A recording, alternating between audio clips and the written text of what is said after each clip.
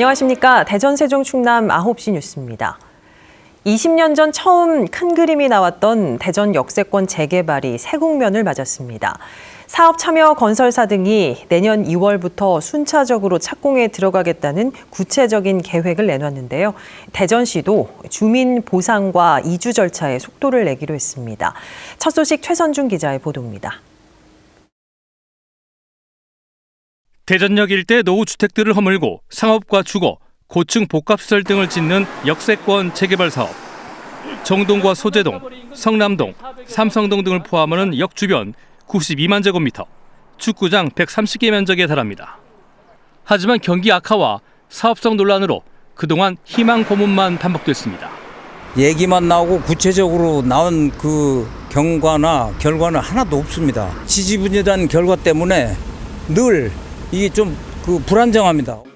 한화건설 등 9개 건설사와 투자사인 하나은행 등이 공동으로 일부 일절까지 명시한 구체적 계획을 내놨습니다.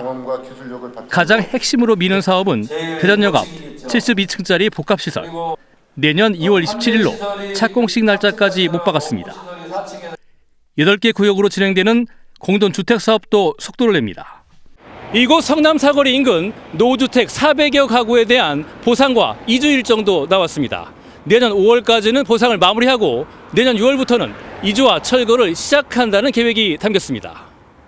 사업 설명에 직접 나선 이장호 시장은 구역별 보상가 등 정부와의 협의 사항도 곧 해결될 거라고 말했습니다. 국토부하고 지금 충분히 논의가 돼서 비대위에서 요청하는 주민들 요청하는 안은 거의 수용하는 쪽으로 거의 결론이 나가고 있습니다.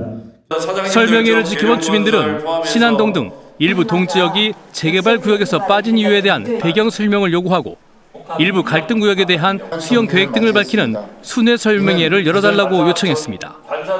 KBS 뉴스 최선중입니다.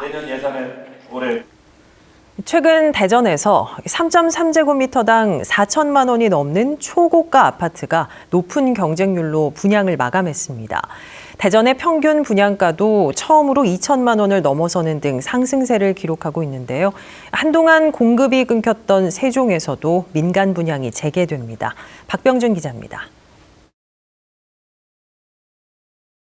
과거 호텔이 있던 자리에 터파기 공사가 한창입니다. 대전 도심이 내려다 보이는 이곳에 299가구 규모의 초고가 아파트가 들어섭니다. 평균 분양가가 3.3제곱미터당 4,300만 원을 넘어 국민평형 84제곱미터는 14억 원, 175제곱미터 펜트하우스는 40억 원에 육박합니다.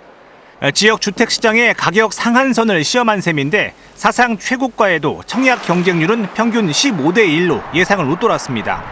이 단지를 포함해 지난해 하반기 이후 공급된 아파트값이 상승세를 이어가면서 대전의 평균 분양가도 처음으로 2천만 원을 넘어섰습니다.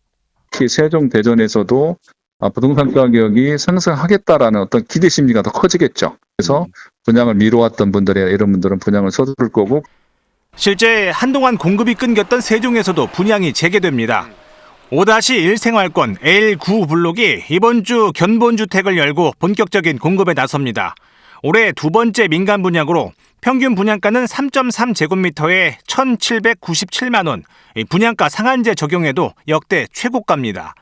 내년에도 5생활권 일대에서 4,200여 가구가 추가로 시장에 나올 예정입니다. 가격적인 요소도 좋고 앞으로 향후 미래에 대한 기대 가능성도 세종 같은 경우는 여전히 갖고 있다라고 볼 수 있기 때문에 무리 없는 분양이 진행될 것 같습니다. 시장 회복에 대한 기대가 커지고 있지만 이 가팔라진 가격 상승 속도가 실수요자의 부담을 키울 수 있다는 우려도 동시에 나오고 있습니다. KBS 뉴스 박병준입니다. 대전, 세종, 충남에서 지방세 등 1,000만 원 이상의 세금을 1년 넘게 내지 않은 고액 상습 체납자 1,152명의 명단이 공개됐습니다. 대전에서는 247명이 모두 94억 원을 체납했고 최고 체납액은 개인 7억 7천만 원, 법인은 2억 7천만 원으로 나타났습니다. 또 세종은 372명이 175억 원을, 충남에서는 533명이 217억 원을 상습 체납했습니다. 체납자 명단은 시도별 누리집 등에서 확인할 수 있으며 자치단체는 이들에 대해 출구 금지와 강제 체납 처분 등의 조치를 내릴 계획입니다. 병원 주차장에서 갑자기 쓰러진 70대 남성이 때마침 근처에 있던 의료진들의 신속한 심폐소생술 덕분에 건강을 회복한 일이 있었습니다. 요즘처럼 일교차 큰 날씨엔 급성 심근경색 위험이 높아지는 만큼 각별한 주의가 필요합니다. 이현경 기자가 취재했습니다. 병원 주차장에서 걸어가다 주저앉는가 싶더니 그대로 쓰러지는 남성. 이를 본 여성이 다급히 동료들을 부릅니다. 서너 명이 달려와 쓰러진 남성을 살펴보더니 심폐소생술을 시작합니다. 곧이어 침대로 옮겨 응급실로 이동합니다. 차 있는 쪽으로 이렇게 비틀비틀 차를 가로막으시면서 가길래 이상하다 하고 이렇게 계속 보면서 가고 있었거든요. 병원에서 심근경색 진단을 받은 70대 남성은 응급수술을 받고 닷새 만에 건강을 회복했습니다. 남성이 목숨을 건진 건 가슴에 통증을 느끼고 병원을 빨리 찾은 덕분입니다. 낚시를 갔었는데 도착하자마자 이제 기운이 쫙 빠지더라고요. 일단 응급실로 가보자 싶어서 이제 왔죠. 주차장에 쓰러진 남성을 발견한 뒤 심폐소생술에 이어 응급실 이동까지 걸린 시간은 단 7분. 병원 직원들의 대처도 신속했습니다. 심근경색은 일교차가 8도에서 10도 정도 벌어지는 요즘 같은 날씨에 가장 많이 발생해 주의해야 합니다. 2층만 올라가도 계속 통증이 생기고 또 쉬면 가라앉고 이게 반복적으로 생긴다 그러면 심장에 있는 혈관이 좁아져 있을 가능성이 매우 높게 됩니다. 심정지가 발생했을 때 생사를 가르는 골든타임은 4분. 심장 주변 통증이 반복되면 병원을 빨리 찾는 것이 중요합니다. KBS 뉴스 이연경입니다. 택배 노동자들의 과로를 막기 위해서 사회적 합의가 시급하다는 주장이 나왔습니다.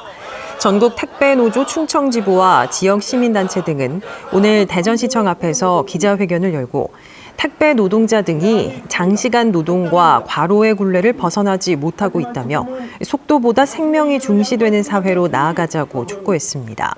이를 위해 지난 9월 출범한 사회적 대화기구를 통해 안전하고 지속 가능한 새벽 배송 방안 등을 합의해야 한다고 주장했습니다. 날씨가 추워지면서 본격적인 김장철이 시작됐습니다. 올해는 가시나 쪽파 같은 주요 채소료 값이 많이 올랐는데요. 전통시장을 이용하면 김장 비용을 16% 정도 아낄 수 있다고 합니다. 보도에 박장훈 기자입니다. 김장거리를 사러 나온 주부들. 이것저것 들었다 놨다 가격과 품질을 꼼꼼하게 살핍니다. 올해는 특히 갓하고 쪽파하고 너무 많이 올라가지고 김장한다는 게 좀 부담스러워요. 소비자교육중앙회 대전시 지부가 김장용품 16개 품목의 가격을 조사한 결과 지난해와 비교해 가시 41.4%로 가격이 가장 많이 올랐고 쪽파와 생강, 멸치 액젓, 마늘 등 8개 품목이 상승했습니다.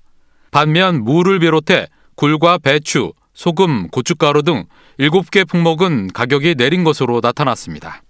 주요 채소류는 출하량 감소, 양념류는 수요 증가로 가격이 오른 데 비해 지난해 작황이 부진했던 배추와 무는 올가을 장마 영향에도 불구하고 출하량은 늘어 가격이 안정세입니다. 4인 가족 기준 올해 대전 지역의 김장 비용은 전통시장 35만 5천여 원, 대형 슈퍼 39만 3천여 원, 대형 유통매장 42만 3천여 원으로 전통시장이 대형 슈퍼나 대형 유통매장보다 최대 16% 저렴합니다. 지난해와 비교하면 전통시장과 대형 슈퍼는 소폭 하락했지만 대형 유통매장은 조금 상승했습니다. 이렇게 전통시장 오시는 이유가 어떤 것 때문에 오세요? 오기만 하면 싸고 물건 좋고 그래. 이제 못 나와서 그렇지. 나오기가 어려워서 그렇지. 여기에 김장철을 맞아 주요 전통시장에서는 김장 품목에 대한 온누리 상품권 환급 행사까지 진행돼 이를 활용하면 비용을 더 아낄 수 있습니다. KBS 뉴스 박장훈입니다. 큰 불이 난 천안 이랜드 물류센터 주변 대기질이 환경기준 이내로 조사됐습니다. 충청남도는 물류센터와 800m 떨어진 아파트 정문에서 대기질을 측정한 결과 지난 15일 미세먼지 농도가 1세제곱미터당 61 마이크로그램을 기록해 대기 환경 기준인 80 마이크로그램보다 낮았다고 밝혔습니다. 초미세먼지 농도는 화재 당일 41 마이크로그램까지 올랐지만 어제 기준 12 마이크로그램으로 떨어졌습니다. 오는 27일 새벽 1시에 네 번째 발사되는 누리호가 기체 조립을 완료하고 최종 점검 단계에 들어갔습니다. 한국항공우주연구원은 조립이 이미 완료된 1단과 2단에 3단을 연결하는 작업을 마무리하고 현재 전기 점검 시험을 진행하고 있다고 밝혔습니다. 연구원은 24일까지 발사체에 대한 최종 점검을 끝낸 뒤 25일 누리호를 발사대로 이동할 계획입니다. 대전 지역 환경단체가 보문산 개발 계획에 대해 공익감사를 청구하기로 했습니다. 대전환경운동연합 등은 대전시가 4,400억 원을 들여 보문산에 케이블카와 워터파크 설치를 추진하는 등 난개발에 앞장서고 있다고 비판했습니다. 이 과정에서 시민 의견을 배제하고 도시공사체 발행 등 무리수를 두고 있다며 감사원에 재정 건전성 훼손과 배임 등에 대한 공익감사를 청구한다고 밝혔습니다. 9시 뉴스 마칩니다. 여러분 고맙습니다.